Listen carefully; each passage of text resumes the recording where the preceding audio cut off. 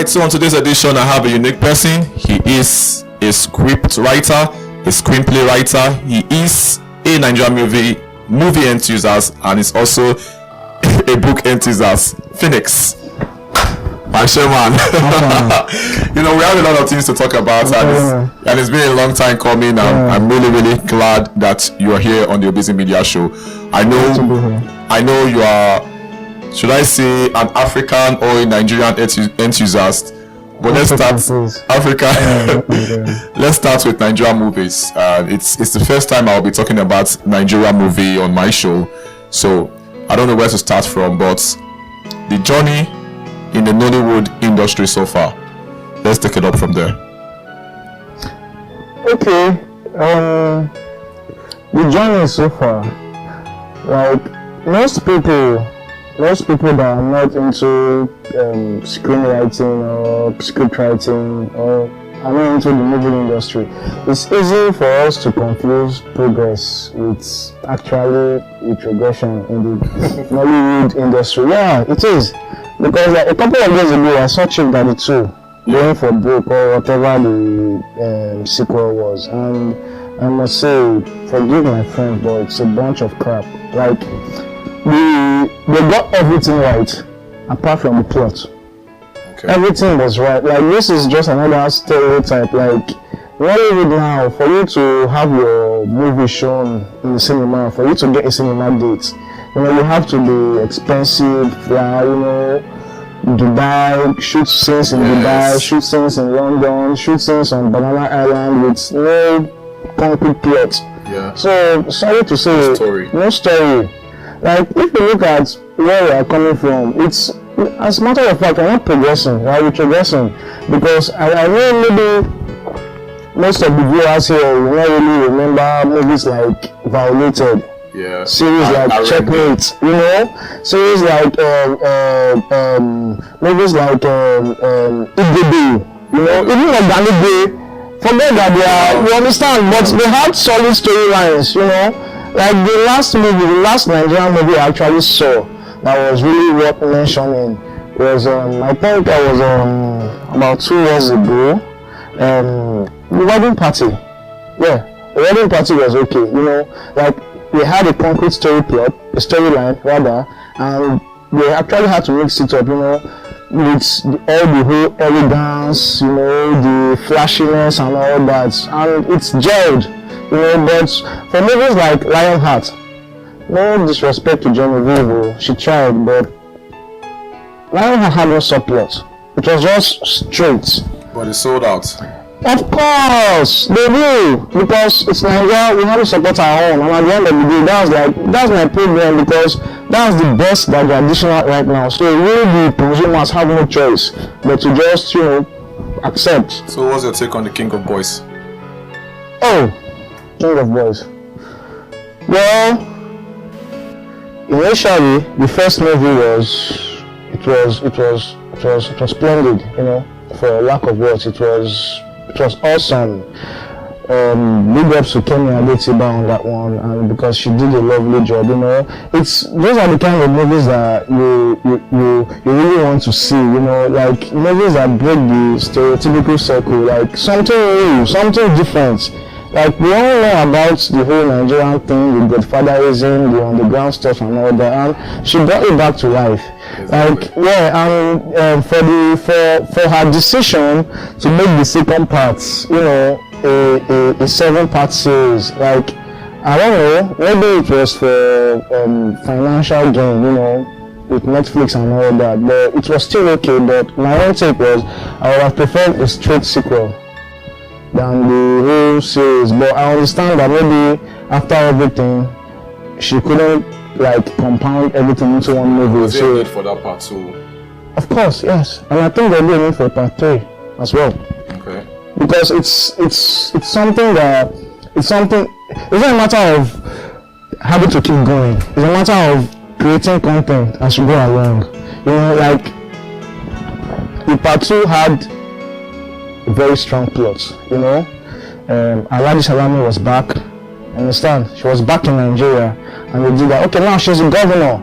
You know, it's something you can actually build on. Like, like they can actually take their cues from franchises like Hollywood franchises like Mission Impossible, Jurassic Park, you know, Terminator, Fast and Furious. I'm not saying that they can get to that level at once, but you know the longevity, you know, it has to be consistent. Like if Kemi Adetiba wants to bring out a second season, or she wants to bring out a sequel to the series, whatever, definitely I'm going to watch it because she's someone that I've seen that she has it, you know, and I know she has a lot to offer.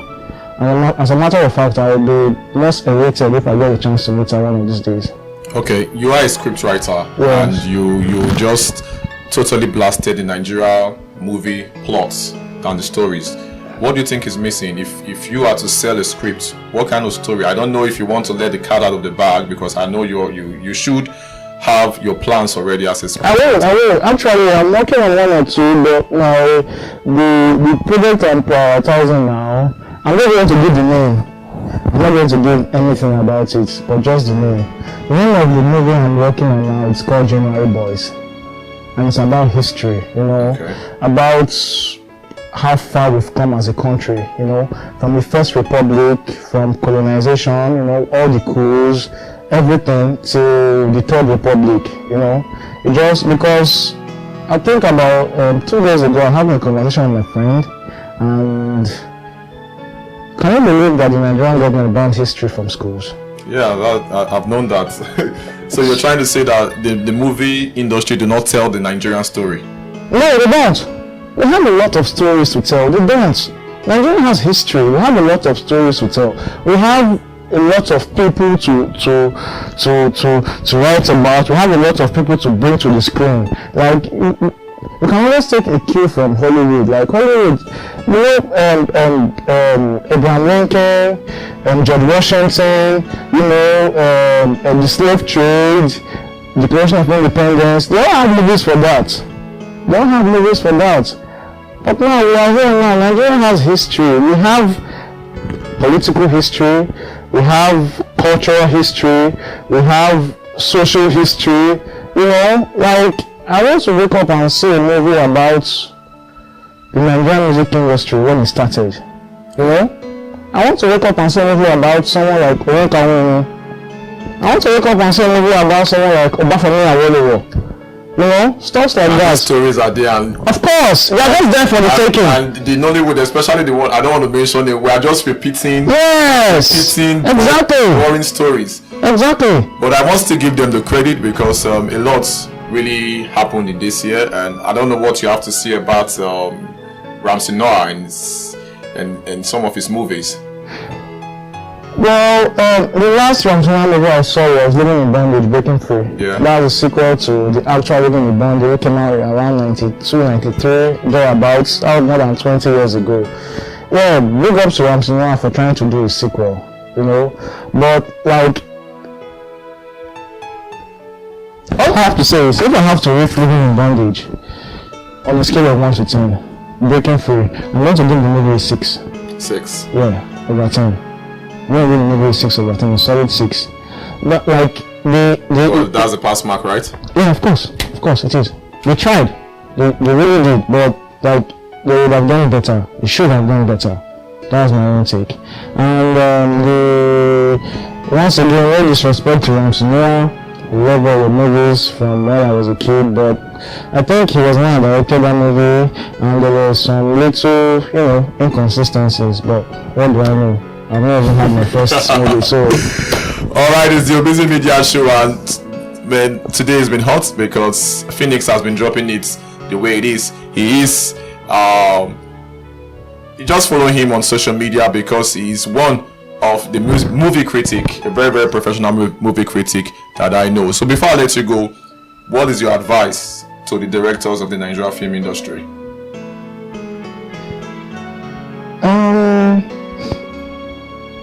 My advice to them is, you know, the movie industry, it's so broad, you know.